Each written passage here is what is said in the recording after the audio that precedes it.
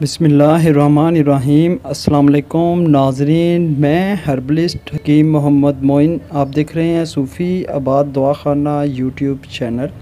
अगर आपको नज़ला ज़ुकाम और खांसी का मसला बहुत ज़्यादा हो रहा है या नज़ला ज़ुकाम हो जाने की वजह से आपको केरा गिर गिर कर आपकी सांस की नालियों में जमना शुरू हो गया है, जिसकी वजह से आपको सांस का भी प्रॉब्लम हो रहा है और उसके साथ साथ नज़ला ज़ुकाम और खांसी ही की वजह से आपको हल्का हल्का बुखार रहना शुरू हो गया है, तो नए आने वाले मेहमानों से मैं गुजारिश करता हूं कि वो सूफ़ी आबाद दवाखाना को लाइक करें, चैनल को सब्सक्राइब करें और बेल आइकन पर ज़रूर क्लिक करें ताकि हर नए आने वाली वीडियो आप तक बआसानी पहुंच सके। जिस तरह पता है आपको, अब आजकल मौसम चेंज हो रहा है जिसकी वजह से लोगों को डस्ट एलर्जी का मसला भी हो जाता है और उसके साथ साथ उनको नज़ला ज़ुकाम हो जाने की वजह से सीना में भी जलन होती है और उसके साथ सर में बहुत ज़्यादा दर्द रहेगा, बुखार उनको चढ़ता रहेगा रोज़ डेली।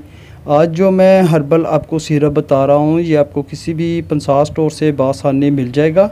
अगर आप अपने किसी भी पेचीदा अमराज के बारे में मुझसे फ्री मशवरा चाहते हैं तो आप इंस्टाग्राम को फॉलो करें, इंस्टाग्राम का लिंक आपको स्क्रीन पर शो हो रहा है। तो चलें नुस्खा की तरफ आता हूँ। ये जो सिरप आपने ले लेना है इसका नाम है लंगज़ोल। लंगज़ोल ये अशरफ हर्बल लैबोरेटरीज़ का ये सिरप है। अशरफ हर्बल लैबोरेटरीज़ की मैंने पहले भी प्रोडक्ट के बारे में बताया हुआ है। अगर आप अशरफ हर्बल लैबोरेटरीज़ के बारे में जानना चाहते हैं तो ऊपर आई बटन आ रहा है और इनकी मेडिसिन की मुकम्मल तफसील आपको मिल जाएगी।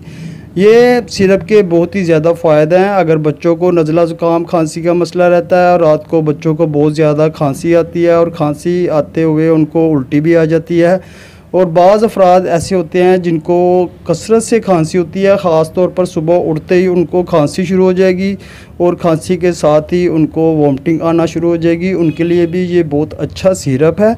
तो आप ये किसी भी पंसार स्टोर से लेकर इस्तेमाल करें, इंशाल्लाह ताला इसके इस्तेमाल से इसका शानदार आपको रिज़ल्ट मिलेगा। दमा के लिए भी ये बहुत मुफीद सिरप है।